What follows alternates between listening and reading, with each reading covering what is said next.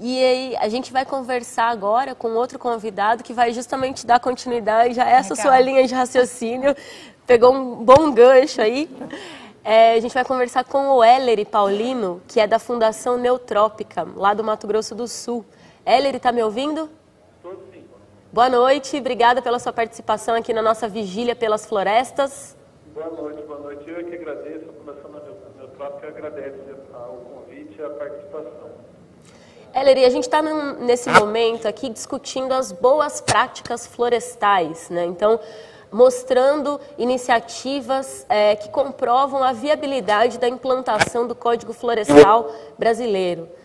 E vocês aí na Neutrópica têm uma experiência muito grande em relação à adequação ambiental de propriedades, né? Então eu queria que você falasse um pouquinho para a gente dessa experiência de vocês, qual a região especificamente, os municípios que vocês estão atendendo aí. E uma coisa interessante também, o perfil das propriedades onde vocês estão atuando. Que eu sei que é um perfil bem diversificado aí, né? Então fala um pouquinho para a gente desse trabalho de adequação ambiental da propriedade. Na verdade, esse trabalho começou com um diagnóstico bastante extenso, né, em toda a calha principal do Rio Formoso, né, no município de Bonito, a bacia do Rio Formoso, que é o principal destino turístico, né, aqui da cidade de Bonito. E ao todo foram cadastradas 75 propriedades, né, e a intenção era de fazer a adequação dessas propriedades, né, em relação ao Código Florestal. Então, adequar a área de preservação permanente, adequar a área de reserva legal, e a gente também trabalha com a questão da conservação do solo da propriedade. E dessas 75 propriedades, né, a gente tem propriedades que tocam atividade de turismo, pecuária, tem áreas de lavoura, tem associação de pecuária com turismo, e elas variam aí de 4 hectares, né, com chácaras de veraneio, até cerca de 8 mil hectares, a maior propriedade que a gente tem aqui na bacia cadastrada, que tem atividade de lavoura, de soja, milho e também pecuária de corte. Ou seja, você consegue pegar desde aquela propriedade que é só usada para lazer, não tem nenhum tipo de produção, até aquela que tem uma produção em larga escala. Exatamente. E qual que é o principal desafio que você vê aí na adequação ambiental da propriedade? Então, o maior desafio que a gente enfrentou, né, que desde o início a nossa preocupação era custo, né, porque a maioria dos proprietários aqui reclamam muito do custo de implementar seca, o custo da restauração, o custo do projeto de adequação de reserva legal, né? Então, toda vez a maior preocupação deles aqui é custo, né, porque eles dizem, a gente vai gastar 2 vezes, uma, né, para adequar a propriedade e outra em área que a gente vai perder de estar produzindo. E a gente sempre procura indicar para eles que, na verdade, eles não estão perdendo, né, eles estão ganhando, né, com parte da floresta sendo recuperada, né, ou a propriedade que tem floresta, ela vai ganhar, não só no presente como no futuro, com a proteção da água, né, porque nenhuma propriedade vive sem água, com a reserva até mesmo de madeira, né, na área de reserva legal, e também com a proteção do solo. Você então, mas a dificuldade sempre é ligada ao custo e é o que a gente sempre tenta minimizar nos projetos aqui que a gente faz, que lá desde 2003, todas essas 75 propriedades que foram cadastradas, a gente fez todo o projeto de adequação, desde o de mapeamento da APP que tinha que ser recuperada, até mesmo de montar o projeto para ele regularizar a área de reserva legal, isso sem custo nenhum para o proprietário. Uhum. Realmente essa questão do custo, custos inclusive da burocracia, né, os custos aí cartorários e etc., né, é uma questão que pega bastante, né, para a adequação ambiental.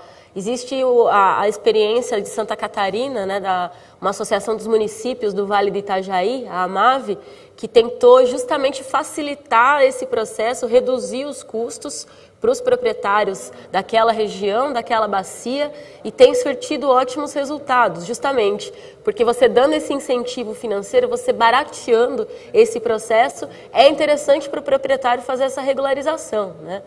E você citou também a questão da pecuária, né? Que a maior parte das propriedades onde vocês estão trabalhando aí tem como atividade principal a pecuária. E nas discussões do Código, justamente uma das alternativas que a gente tem visto serem colocadas aí é o aumento da produtividade, né? A gente sabe que a pecuária brasileira é uma das menos produtivas, né? A média de cabeças de gado por hectare é super baixa, né? Vocês aí no Mato Grosso do Sul têm alguma discussão sobre isso? Pensando nessa adequação ambiental e pensando nessa melhora, né, na renda do produtor? Então, o que a gente vem trabalhando aqui, sempre em parceria com a agência, né, do Estado, que trabalha com relação às melhorias na parte produtiva da propriedade. E o que a gente nota, né, que ainda tem muito pasto degradado, muito pasto, né, a melhorar, né, não precisa mais abrir áreas. Inclusive a legislação aqui do município de Bonito, né, para o Rio Formoso, é ainda mais restritiva que o Código Florestal. Né? A nossa APP aqui é de 50 metros e não 30, como o Código Florestal exige. E mesmo assim, os proprietários rurais conseguem cumprir, né? A gente tem aí, de todas as propriedades que a gente tem cadastradas, em torno de 90% das propriedades já isolaram, né, a mata ciliar, né, esses 50 metros, já estão com atividade de restauração. Algumas áreas a gente já considera até restaurada, pelo porte que a floresta já tomou. E assim, eu não vi até hoje relato de nenhum proprietário dizendo que foi impossível de fazer isso. Ou que ele teve que trocar de atividade, ou que ele deixou de desenvolver a atividade que ele estava desenvolvendo por conta de cumprir o Código Florestal. Que ele cumprindo não é um bem só para ele, é um bem que ele vai deixar para toda a população. Ou seja, a legislação florestal não atrapalha o desenvolvimento de Bonito. Exatamente. Legal. E, Ellery, só para a gente encerrar a nossa conversa, você pode passar os contatos aí da Neotrópica, o site, onde as pessoas podem buscar mais informações e também buscar informações sobre o projeto que vocês estão desenvolvendo aí no município sobre pagamento por serviços ambientais, né, com esse enfoque justamente da beleza cênica e do turismo, né? Como é que as pessoas podem entrar em contato e saber um pouco mais sobre essas experiências em Bonito e as ações da Neotrópica? Tá, o projeto de PSA aqui em Bonito, ele está bem no início ainda, a gente nem lançou ele na cidade, né? A gente está em fase de diagnóstico, mas as pessoas podem ter informação, já tem um pouco de informação no nosso site, que é o www.fundacioneotropica.org.br, ou pode ligar aqui também para a gente, né? O código aqui é 67, o telefone é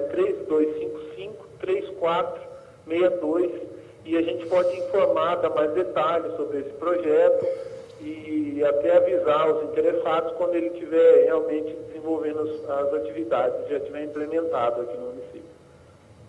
Muito bom. Ellery, parabéns aí pela atuação da Neotrópica, parabéns pelo exemplo que vocês estão dando aí para todo o Brasil da viabilidade da legislação ambiental brasileira, de que é possível sim a gente cumprir a lei, gerar renda, gerar qualidade de vida para as pessoas, gerar turismo, gerar beleza, gerar restauração, água, biodiversidade e tudo mais que vem nesse pacote. Muito obrigada. Eu é que agradeço. Um abraço aí para todos que estão ouvindo. Bem interessante, né, Mônica? A experiência da Neotrópica. Eu acredito que o trabalho das instituições hoje nessa área é exatamente de mostrar o que é possível produzir, cuidar, sem destruir o ambiente, né? Ou seja, que o lado do feminino, né, da mulher, ela esteja contemplada nas decisões. Porque o que está faltando de fato é o cuidar, né? Nós já dominamos o planeta inteiro, de cabo a rabo. Tem gente em todos os lugares. O que cabe agora é como a gente vai viver sem destruir. Porque se nós vivemos e destruímos, e o planeta é limitado, né? A gente tem um sério problema aí pela frente para resolver. Eu queria ler uma mensagem assim para a gente finalizar, né? Esse livro aqui, O Chamado das Árvores, ele é da Dorothy McLean, que é fundadora do Findhorn. E ela durante muitos e muitos anos, ela sentava embaixo das árvores e recebia mensagens. Então, cada tipo de árvore, ela sentia um tipo de mensagem, porque cada árvore tem uma composição, tem uma forma. Ela me fez pensar numa coisa que eu nunca tinha parado para pensar, né? Sobre as árvores. Eu vou ler esse pedacinho aqui para a gente finalizar. Você sente a nossa influência mais intensamente do que a de outros tipos de planta, porque permanecemos nos mesmos lugares ao longo de anos, por séculos, e às vezes, sim, criamos uma atmosfera forte ao nosso redor, né? Muitas vezes a gente chega perto de uma árvore, a gente sente uma sensação de paz que a gente não sabe explicar muito porquê, mas você imagina que ela é uma fonte de vida, não só para ela, mas para milhares de seres que estão no entorno dela. E isso ocorre à medida que nos dirigimos para o alto, como os para-raios, para atrair as forças. Nossas auras são tão firmes e pacíficas que em nós, os irrequietos seres humanos encontram bênçãos. Não temos senso do eu. Não nos apoderamos de nada, nem nos impomos para o nosso proveito. Lembre-se, à medida que você se abre para nós, podemos conversar e revelar outros segredos da vida una. E ela fala muito que as árvores, elas são seres super cooperativos e que elas não gostam de ficar sozinhas, assim como os seres humanos. Então é só para a gente pensar um pouco sobre isso, né? Quando a gente vê uma árvore isolada assim no meio do campo, eu sempre fico assim, coitada, né? Como uma pessoa totalmente isolada. Que as árvores precisam de árvores e os seres humanos precisam de seres humanos. Acho que é isso, um aprendizado. Obrigada pela mensagem, Mônica. É uma coisa que a gente precisa refletir mesmo, né? A gente fica muito na discussão política, mas a gente tem também que sentir, né? O Código Florestal não é só uma lei. O Código Florestal, ele fala sobre a nossa vida, né? Ele interfere na nossa vida. E a partir do momento que a sociedade perceber isso, talvez a gente consiga efetivamente, né, cumprir a lei. Mas não por ser uma lei, mas por ter relação justamente com a nossa vida, com a nossa sobrevivência. Porque o que seria de nós sem as árvores? Com certeza. Bom, a gente vai fazer um rápido intervalo aqui na nossa vigília para dar sequência aos nossos debates, e fica o convite para todo mundo acessar o Twitter, acessar o Facebook e continuar conectado aí no site www.florestafazadiferenca.org.br. Você já assinou o abaixo-assinado? Já divulgou entre os seus amigos, familiares, no seu meio de trabalho, enfim.